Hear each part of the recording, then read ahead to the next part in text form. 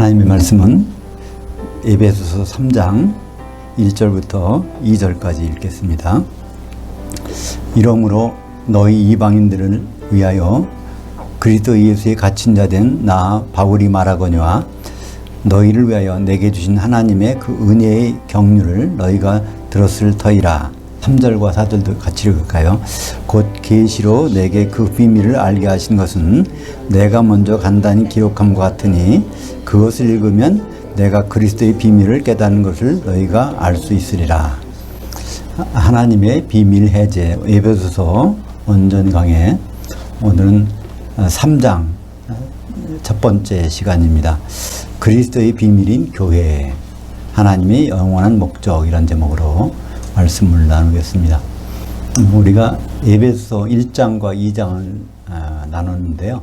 에베소서 1장을 한마디로 요약하자면 가장 중요한 절은 에베소서 1장 23절이라고 할 수 있습니다. 1장 23절.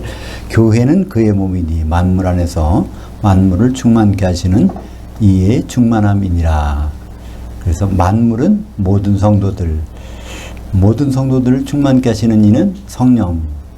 그러니까 교회는 성령의 충만함이니라 하는 것이 1장의 전체적인 내용의 종합이라고 볼 수 있고요. 그 다음에 2장에 들어가서는 그럼 그 교회가 어떻게 이루어지느냐, 그것은 2장 20절을 보면 나옵니다. 너희는, 성도들은, 교회는 그런 사도들 곧 선지자들이 기초석위에 세우심을 입은 자들이라. 그리스도 예수께서 신이 모퉁이 돌이 되셨느니라. 그래서 이런 1장과 2장의 내용을 가지고 3장 1절을 보시면 됩니다. 이러므로, 그러니까 이런 이유로, 그래서 이제 사도가 이런 일을 해야 되므로 그 이방인들 성도들에게 어떻게 해야 되는지를 이제 쭉 설명하고 있는 것입니다. 그래서 이러므로 너희 이방인들을 위하여 그리스도 예수의 갇힌 자 된 나 바울이 말하거니와. 이것은 이제 이건 메타포라고 하죠. 이중적인 것을 설명하는 거예요. 바울이 이 에베소서를 편지로 기록해서 보낼 때, 그때는 정말 갇힌 자가 됐어요. 로마 감옥에 갇혀 있단 말이에요. 근데 이런 상황을 말하는 것이 아니라 여기서는 뭘 말하고 있습니까? 그리스도 예수에 갇힌 자 된 나 바울은, 그러니까 예수님에 갇혀서 하는 행동이라는 거예요. 그죠? 이건 내가 하는 것이 아니라 예수님에 갇힌 사람으로서 바울의 입장을 설명하고 있는 것입니다. 그러니까 모든 예수님의 말씀과 예수님의 말씀이 이루어지는 원리는 간단합니다. 한마디로 사도를 통해서 성도들을 세우시는 것이 예수님 방법이죠. 예수님 방법론. 그것은 우리가 요한복음 17장 20절에서 우리 다시 한번 확인할 수 있습니다. 예수님은 어떤 방법을 쓰실까? 그냥 모든 사람 보고 전도하라고 해서 하나님 자녀를 만들어서 그렇게 해서 천국을 만들어 가실까? 이런 것이 아니라 예수님은 철저하게 그분의 방법을 쓰십니다. 그것이 사도들을 세워서 사도들의 말을 통해서 그걸 받아들인 성도들로서 한 몸을 만들어 결혼하시는 것. 요한복음 17장 20절. 내가 비옵는 것은 이 사람들만 위함이 아니요 또 그들의 말로 말미암아 나를 향하여 믿는 사람들도 위함이니. 여기에 이제 향하여라는 것은 에이스, 그래서 원래는 안으로라는 것인데 우리는 안으로 하면 너무 막연해요. 안으로, 예수님 안으로. 그래서 좀 우리가 이해할 수 있는 말로 바꿔보면 예수님을 향하여 믿는, 그분의 모든 것을 추구하면 믿는 것. 이제 결국은 그분의 궁극적인 목적은 신랑 되시는 것이니까 그것을 향하여 믿는 사람들을 이제 성도들이라고 하고 있습니다. 그래서 예수님이 초림하셔서 일을 100% 완성하셨어요. 그죠? 사도들을 세워놓으셨으니까 예수님은 하나도 못한 것이 없어. 완성했어. 그러면 이제 사도들을 통해서 이제 성도들이 세워지는 일만 남은 것이죠. 그게 완성되면 예수님이 재림하시는 것이죠. 마태복음 16장 19절에 내가 천국 열쇠를 내게 주리니 네가 땅에서 무엇인지 매면 하늘들에서도 매여 있을 것이요 내가 땅에서 무엇인지 풀면 하늘들에서도 풀려 있으리라.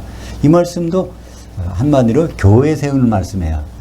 이게 막연히 한 것 같지만 교회를 내가 땅에 있는 사람들을 매고 풀고 하늘들에 있는 사람은 매고 풀어서 이 둘을 하나로 되게 해서 교회를 세우고 내가 그와 결혼하겠다. 그 말씀을 이제 베드로에게 주셨죠. 근데 베드로는 이 말씀을 잘 깨닫지 못했기 때문에 이방인 교회, 안디옥 교회에 가서 그 사역을 하려고 했어요. 그러니까 바울이 이제 예루살렘 교회에 가서 거기에서 이제 이 말씀을 전합니다. 그러니까 거기서 베드로가 깨닫게 되죠. 그게 이제 갈라디아서 2장 7절에 나오죠. 8절까지. 도리어 그들은 내가 모할레자에게 복음 전함을 받은 것으로 베드로가 할레자에게 맡음과 같은 것을 보았고 베드로에게 역사하사 그를 할레자의 사도로 삼으시니가 또한 내게 역사하사 나를 이방인의 사도로 세우셨느니라. 그러니까 완전히 교통정리가 된 거죠. 그래서 사도들은 이렇게 나눠서 사역을 하고 있는 것입니다. 3장 2절이요. 너희를 위하여 내게 주신 하나님이 그 은혜의 경륜을 너희가 들었을 터이라.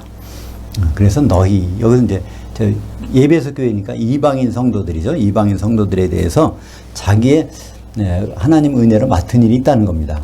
이게 경륜이라는 단어가 나오는데 경륜이 오이코노미아, 이것을 영어로 하면 이카노미, 그러니까 경제, 어려운 말로 경제지 경제를 쉽게 말하면 집안 살림살이에요. 집안 살림살이를 그 사도에게 맡겨놨다는 거예요. 그러니까 집안에 창고에 뭐가 들어있는지를 거기에 따라서 자녀들에게 나눠주는 것을 사도가 책임지고 있는데 이방인들을 위해서는 사도 바울이 그걸 맡았다는 거죠. 유대인들을 위해서는 이제 베드로를 중심으로 다른 사도가 맡고 이렇게 그런 일이 나눠져 있다는 것을 말씀하고 있죠. 그래서 에베소서 1장 9절 10절에 그렇게 해서 궁극적으로는 유대인 성도들과 이방인 성도들이 하나 되는 것이 그 하나님의 목적이라는 것을 에베소 1장 9절 10절을 보겠습니다. 그의 뜻의 비밀을 우리에게 알려진 것이요 그의 기뻐하심을 따라 그리스도 안에서 때가 찬 경륜을 위하여 예정하신 것이니 이는 하늘들에 있는 자들이나 땅에 있는 자들이나 다 그리스도 안에서 통일되게 하려 하심이라. 그래서 이때 통일이라는 말은 하나 되는 것을 나타내는 것이죠. 그래서 골로새서 보면은 사도 바울의 그 어떤 일을 맡았는지 사도 바울의 이 일을 다시 한번 설명해 주고 있어요.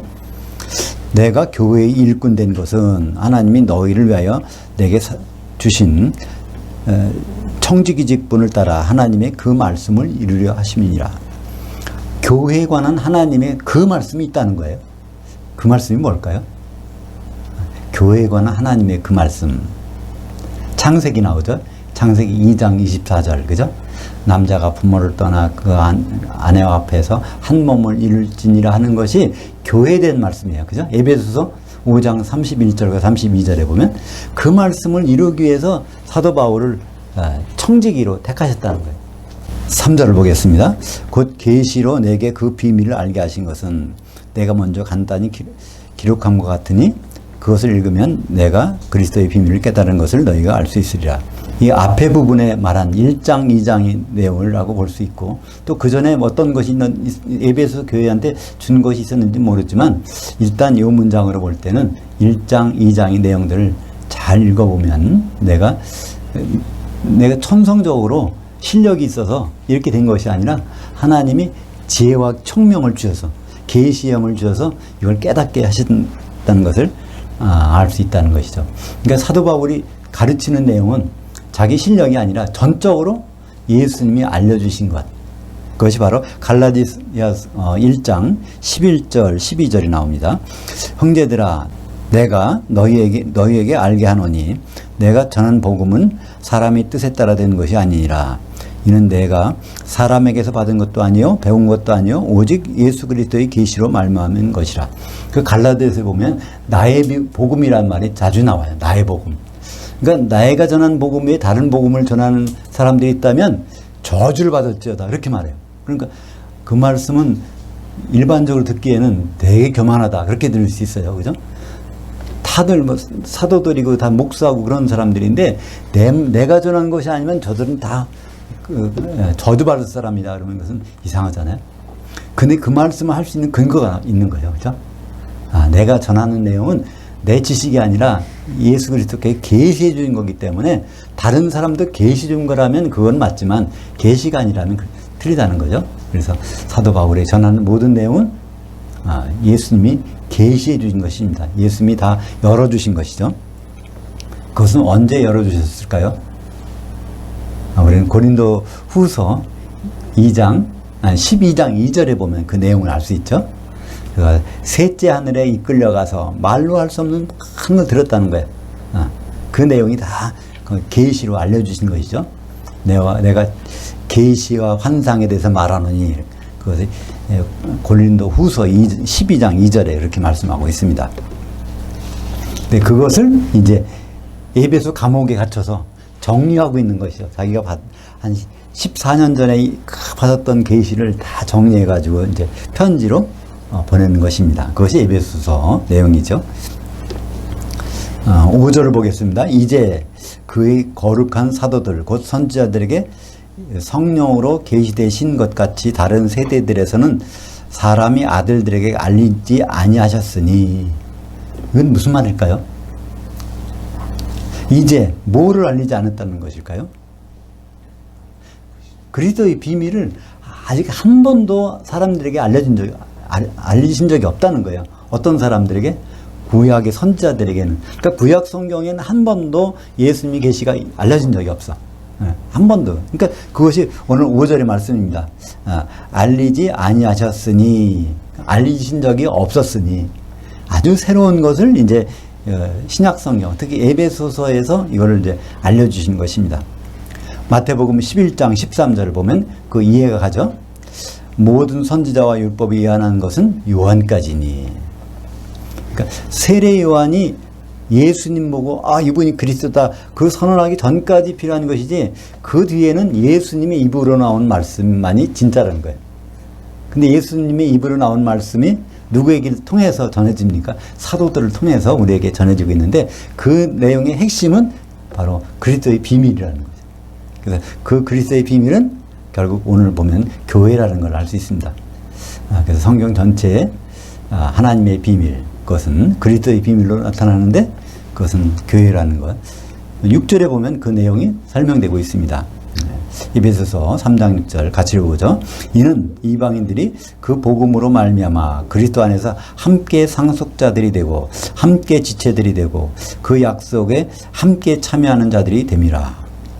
이 함께라는 말은 바로 이 유대인 성도들이 있기 때문에 유대인 성도들과 이방인 성도들이 같이 함께 한 몸이 되어서 그걸 이뤄나가는, 그런데 그것은 약속된 거라는 거예요. 그러면 이 약속이 에베소서에서 처음 나오는 데가 어딜까요? 왜냐면 그 약속이라는, 그 약속 앞에 정관사가 붙어 있어요.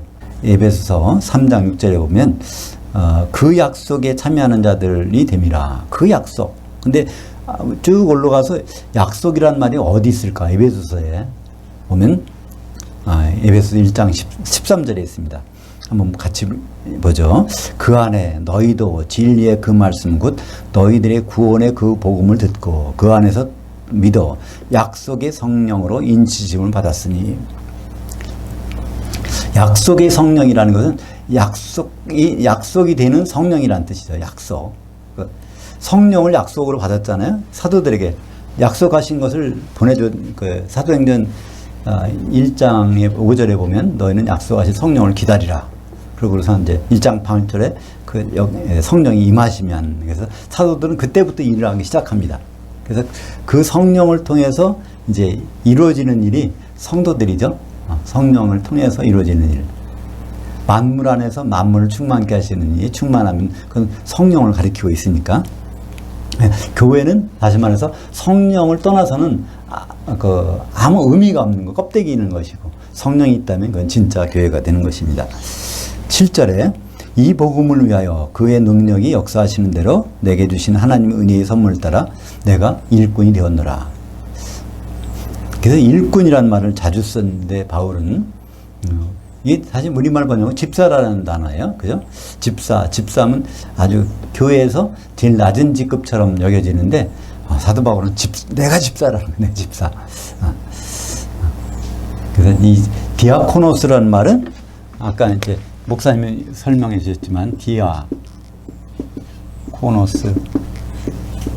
디아라는 말은 그 표에 보면 가로지르는 거죠. 이렇게 대각선처럼 가로지르는 거. 코노스는 먼지란 뜻이에요. 먼지 사이를 가로지르면 왔다 갔다 하는 사람. 그러니까 한마디로 교회에서 그 부엌에서 왔다 갔다 하면 그 재가 막 먼지가 일어나잖아요. 그렇게 해갖고 바로 성도들을 먹이고 하는 사람들. 그러니까 성도들을 위하는 그런 일. 성도들을 위하는 그런 굳은 일을 하는 사람이 바로 디아코노스고 그걸 집사라고 합니다. 그러니까 집사는 성도들이 집사가 될 수 있고 목사도 집사가 될 수 있다는 얘기고 사도도 어떤 면에서는 하나님의 굳은 일을 하는 사람이니까 집사라는 것이죠. 근데 특별히 사도는 청지기 직분, 오이코노미아. 그러니까 하나님의 보물창고에서 하나님이 자녀들에게 필요한 것을 그때그때 다 나눠주는. 그러니까 우리 성도들은 누구 찾아가면 받을 수 있어요. 사도들 말만 들으면 보물창고, 하나님의 보물창고에서 필요한 걸 다 받을 수 있어요. 다른 데 갈 필요 없어요. 구약의 선지자 갈 필요 없어요. 사도들의 기초석에만 터 위에 서 있으면 다 되는 것입니다.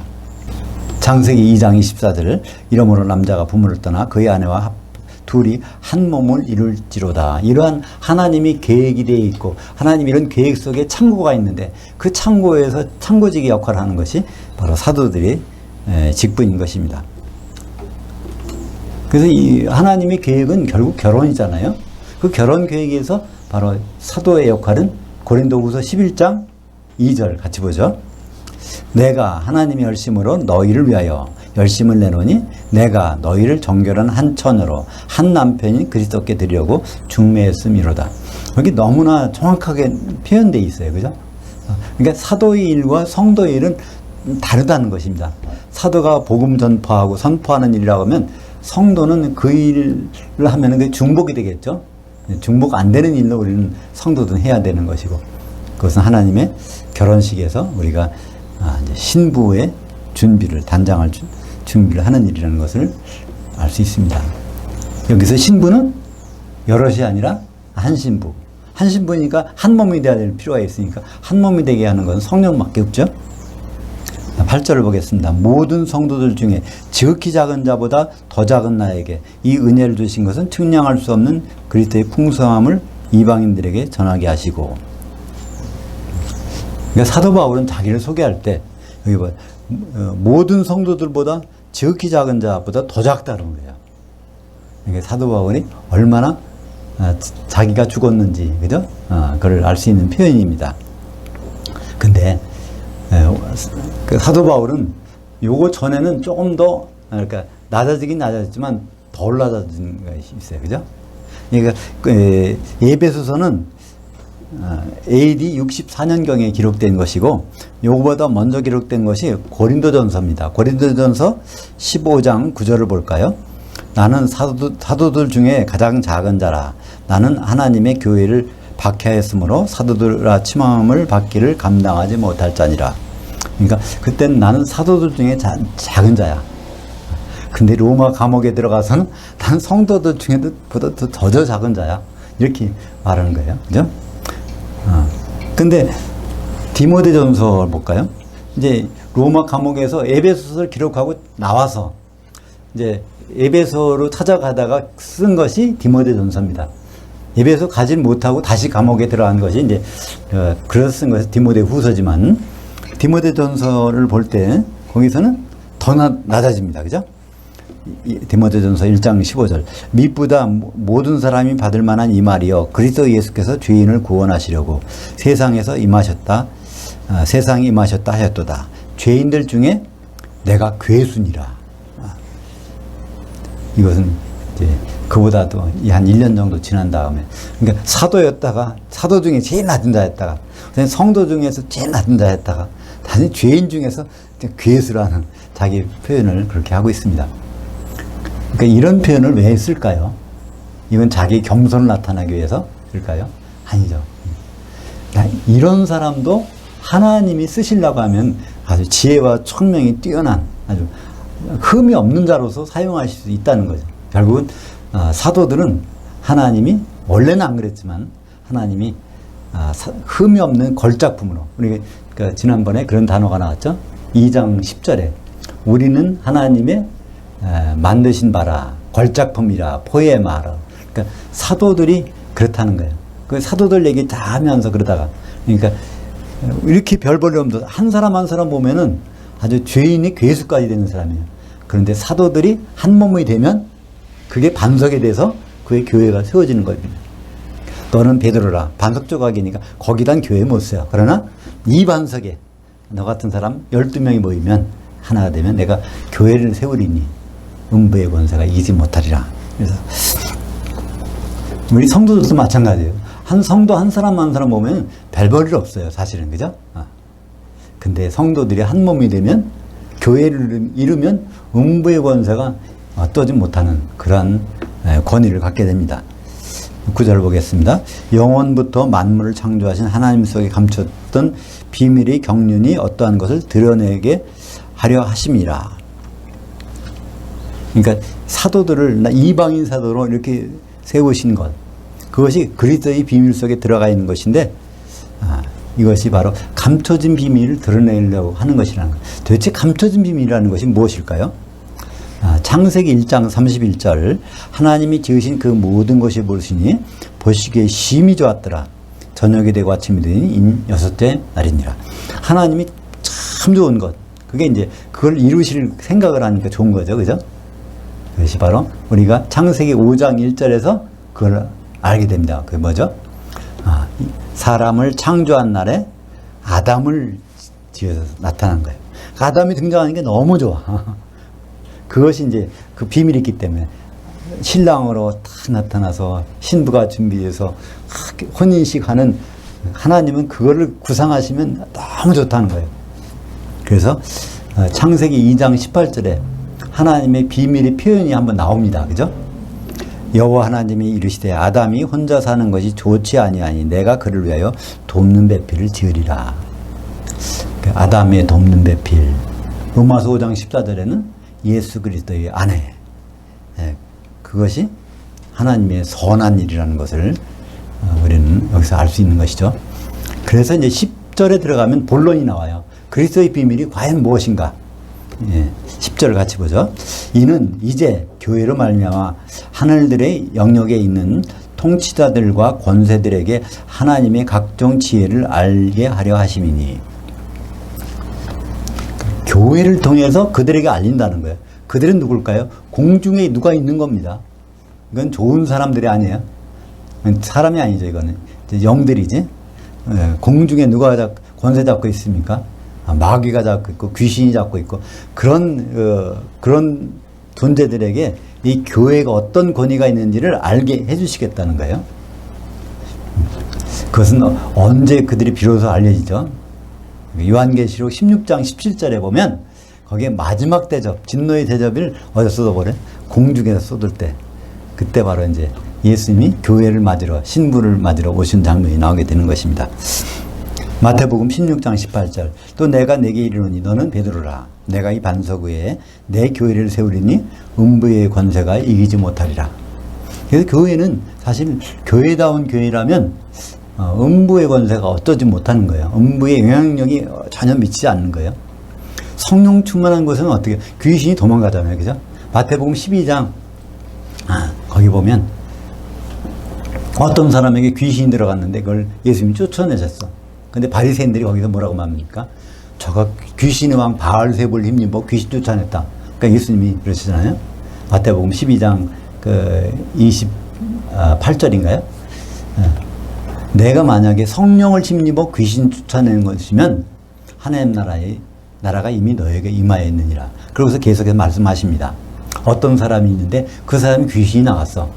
근데 물 없는 곳을 다니다가 다시 있을 곳을 찾지 못하고 다시 그 사람이 와보니까 깨끗이 청소돼서 그 나머지 7귀신을 같이 들어오고 보니까 그 사람의 형편이 나중 형편이 처음보다 심해졌더라. 그때 그 귀신이 나가는 장면은 예수님이 귀신 쫓은 그 상황이거든요. 그때 바로 그는 물이라고 표현했지만 그 성령의 물, 생수를 가리키는 것입니다. 근데 그 순간에선 나갔지만 그 사람이 그 성령 충만을 유지하지 않으니까 다시 물이 없어지는 거예요. 그 귀신이 물 없는 곳으로 다니다가 이제 거기 와보니까 물이 없어져서 다시 들어오는 것을 볼 수 있습니다. 그러니까 교회가 물이 있느냐 없느냐, 성령이 충만하냐 충만하지 않느냐에 따라서 귀신들의 그 소굴이 되느냐, 귀신이 접근을 못하느냐, 그런 것을 우리가 볼 수 있습니다. 근데 앞으로 요한계시록에 보면은 대부분의 교회가 그 귀신이 들어와서 그 자리에서 왕 노릇하는 그런 교회가 되고 있는 것을 볼 수 있습니다. 그러니까 여기에 이제 그 10절에서 그 공중의 권세 잡은 자들이 교회의 그 위력을 알게 될 날이 온다고 말씀하고 있는 것이죠. 에베소서 2장 20절, 2장 2절 보겠습니다. 그때 너희는 그들 가운데서 행하여 세상의 풍조를 따르고 공순중에 권세 잡은 통치자를 따랐으니 지금 불순종의 아들들 가운데서 역사하는 그 영이라. 우리 기독교는 항상 원수가 있는 종교라는 걸 우리 깨달아야 돼, 그죠? 하나님과 우리만 있는 것이 아니라 마귀란 존재가 있는데 그것이 안 보일 뿐이지 공중 권세를 잡고 있단 말이에요. 그 가운데서 그럼 하나님은 왜 마귀를 내버려 두셨을까요? 우리에게 유익하라고. 마귀가 없으면은 전혀 우리는 하나님을 생각을 안 할 거야, 그죠?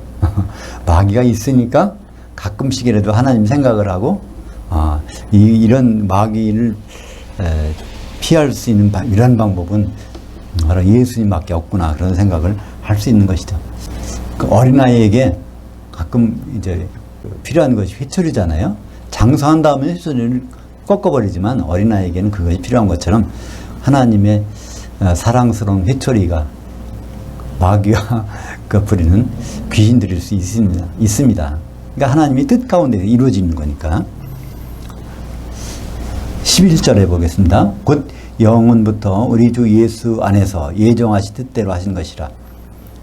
영원전, 그러니까 창세전부터, 세상이 창조되기 전부터 하나님이 뜻이 계셨는데 그 뜻은 바로 예수 그리스도 안에서 세우신 것이고 예수 그리스도로 말미암아 아들들이 얻는 것이고 그 다음에 그를 통해서 바로 하나님의 영광을 찬송하게 하는 것인데 그 할렐루야의 찬송은 예수님의 혼인식에서 벌어집니다. 에베소서 1장 4절부터 6절까지가 그 내용을 요약한 것이죠. 같이 보시겠습니다. 곧 창세전에 그리스도 안에서 우리를 택하사 우리로 사랑 안에서 그의 앞에 거룩하고 흠이 없게 하시려고 그 기쁘신 뜻대로 우리를 예정하사 예수 그리스도로 말미암아, 여기 디아라는 전치사가 나오죠. 자기 아들들이 되게 하셨으니 이는 그가 사랑하시는 자 안에서 우리에게 거저 주신 바 그의 은혜의 영광을 찬송하게 하는 것이라. 은혜의 영광. 우리는 우리의 실력으로 하나님의 자녀된 것이 아닙니다. 바로 예수님이 맏아들 되셔서 우리가 하나님 자녀가 됐고 그것이 한 몸이 될 때 하나님의 계획하신 것이 드러나는 것이죠. 하나님의 계획이 드러나는 것을 성경적인 용어로 영광이라고 합니다. 독사에서 영광이 드러날 때 하늘루야 찬송이 울려 퍼지게 되죠. 12절입니다. 우리가 그 안에서 그를 믿음으로 말미암아, 그를 믿음이 아니라 그의 믿음으로 말미암아 담대함과 확신을 가지고 하나님께 나아감을 얻느니라. 그러니까 우리가 가진 믿음은, 인간의 믿음은 아주 나약한 거예요. 인간의 믿음이 가장 우수한 믿음은 어떤 믿음일까요? 그것은 아브라함의 믿음입니다. 그죠? 가장 구약 시대의 믿음 중에서 가장 최고의 믿음은 아브라함의 믿음이에요. 근데 그 믿음으로는 우리는 예수님의 신부가 될 수 없어요. 그죠? 한 몸이 될 수가 없어.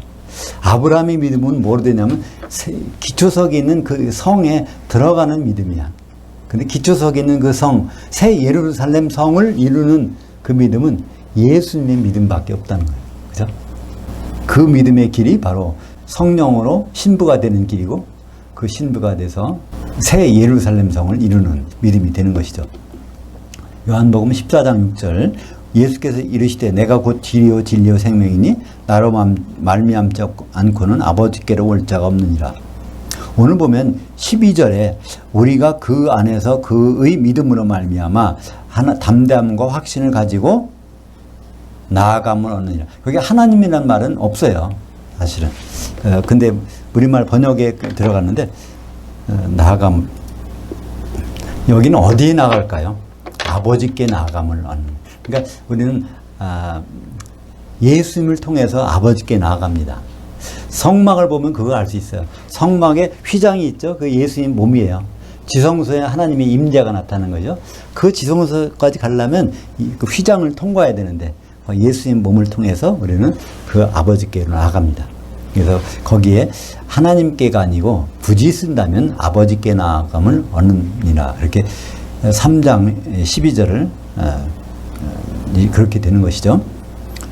근데 요한복음 14장 16절에 바로 예수님이 그 아버지께 나아가는 길이고 진리고 생명이라는 거예요.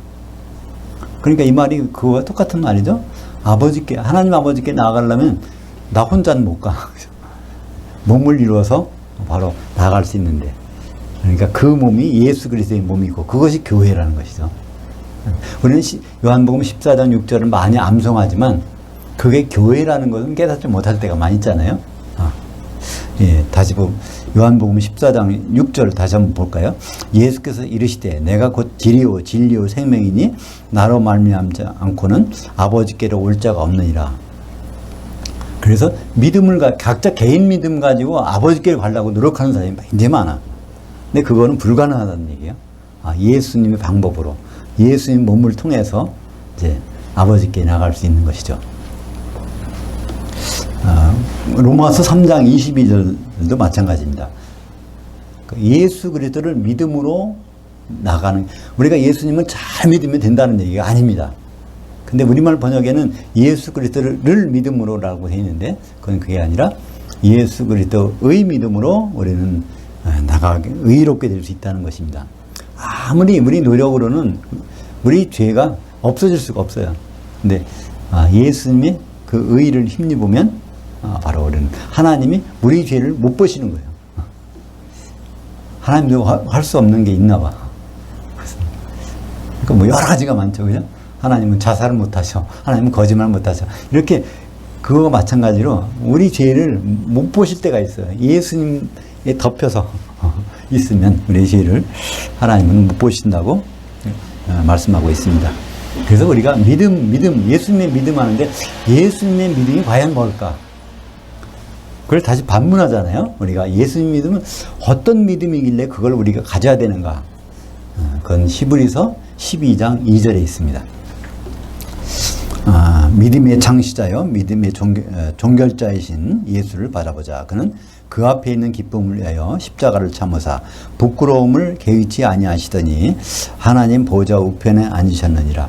믿음을 처음 시작하셨고 믿음을 완결하신 그분의 믿음의 행위가 어떤 것이냐는 것이 히브리서 12장 2절.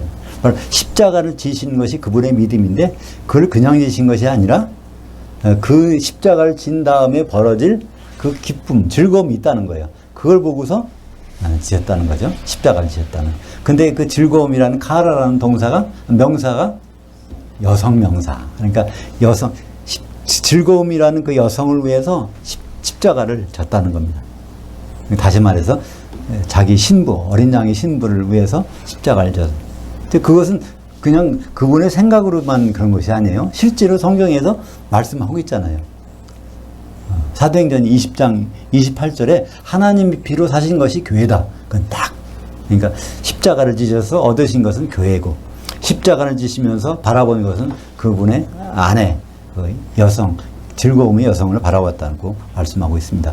그러니까 믿음이라는 건 그거죠. 그래서 우리가 예수님의 믿음을 갖는다는 것은 결국 무엇입니까?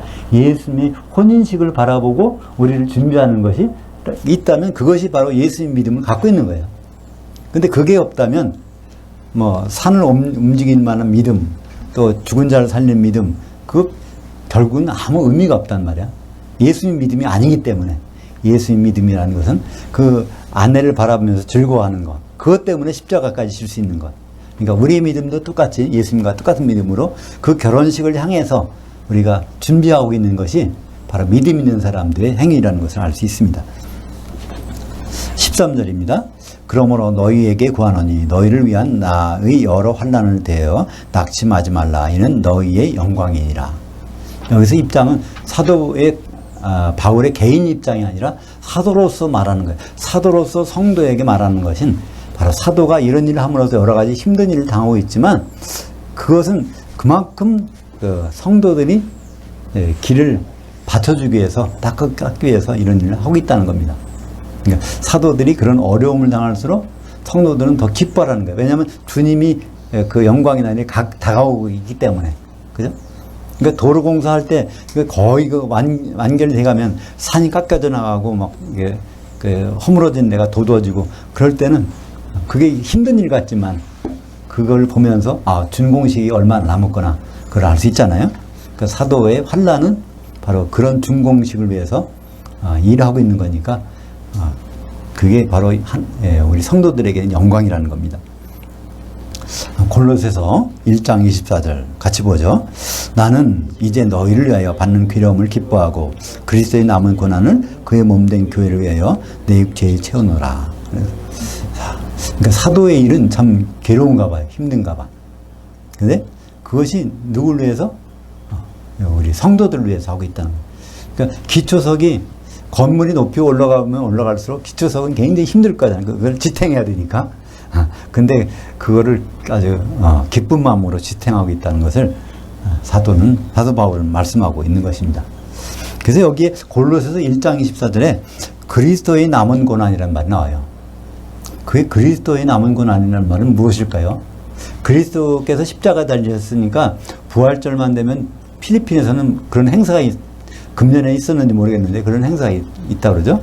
실제로 십자가에 올라가서 사람이 십자가 못 박히는 사건, 피를 흘리면서 예수님이 고난이 얼마나 힘들었는가를 깨닫기 위해서 그렇게 한다고 그래요. 그런 것을 겪어보기 위해서. 그게 그리스도의 고난일까요? 그게 아닙니다. 그리스도의 고난은 그리스도께서 남겨주신 고난이라는 뜻이죠. 사도 바울에게, 예수님이 사도에게 남겨주신 고난. 그렇다면 예수님이 우리 성도들에게 남겨주신 고난, 그게 있다는 것입니다. 그걸 통해서 이제 그리스도의 혼인까지 나아가는 거죠. 고린도후서 1장 6절부터 1장 6절이 다 전체네요. 1장 6절을 보겠습니다. 우리가 환난 당하는 것은 너희가 위로와 구원을 받게 하는 것이요 우리가 위로를 받는 것도 너희가 위로를 받게 하는 것이니 이 위로가 너희 속에 역사하여 우리가 받는 것 같은 고난을 너희도 견디게 하느니라. 그러니까 우리가 힘들고 어려울 때마다 우리는 뭘 생각합니까? 그러니까 예수님 전에 우리는 사도들을 생각해보면 알 수 있다는 거예요. 그죠? 사도들이 그 어려움을 당하는 것만큼이나 그것은 우리를 위한 것이라는, 사도들을 사도들에게 왜 그런 고난을 주셨을까? 그건 성도들을 세우기 위해서. 사도들 치고 제 명이 간 사람은 한 사람밖에 없어요. 그죠? 요한 한 사람밖에는 자기 명이 간 사람이 없어요. 다 순결당했어요. 근데 그것은 바로 우리 성도들을 위해서 그렇게 했다는 것입니다. 그만큼 사도들은 맡은 바 일을 충실히 했다는 거예요. 그러니까 우리에게 바톤을 넘겨주면서 이제 성도들에게 마지막 바톤을 잡고 이제 뛰어가는 일만 남았다는 것을 말씀해 주고 있는 것입니다. 오늘 3장에서 여전히 교회에 대해서 말씀하는 것입니다. 근데 3장에서는 특별히 그것이 그리스도의 비밀이라는 단어로 소개해 주고 있습니다. 비밀은 원래 미스테리온, 원래는 신비라는 단어로 번역하는 것이 적당한 건데요. 비밀과 신비의 차이점은 있죠? 비밀은 알려주면 아는 거고, 신비라는 건 알려줘도 참 깨닫기 힘든 거예요. 계시가 임하지 않으면 깨달을 수 없는 것이 신비입니다. 근데 바로 교회가 그런 것이라는 거죠. 그러니까 우리가 알고 있는 교회, 알았던 교회가 쉽다면 그것은 진짜 교회가 아닙니다. 우리가 알고 있는 교회, 점점 알면 알수록 신비롭게 느껴진다면 그건 정말 진짜 교회인 것이죠. 그런 교회는 음부의 권세가 이기지 못하는 그런 엄청난 능력이 있습니다. 기도하겠습니다. 하나님 아버지 감사합니다. 오늘 에베소서 3장을 통해서 그리스도의 비밀인 교회에 대해서 살펴보았습니다. 사도들을 세우실 때 세상에선 별 볼 없는 사람들이었지만 특히 하나님이 계시 영으로 그들에게 심어주셔서 우리는 완벽한 기초석 위에 세워지게 됨을 감사드립니다. 우리가 사도들의 말씀을 잘 듣고 기억하여 예수님 원하는 신부의 자리까지 성공적으로 도달할 수 있도록 인도하여 주시옵소서. 예수님의 이름으로 기도합니다. 아멘.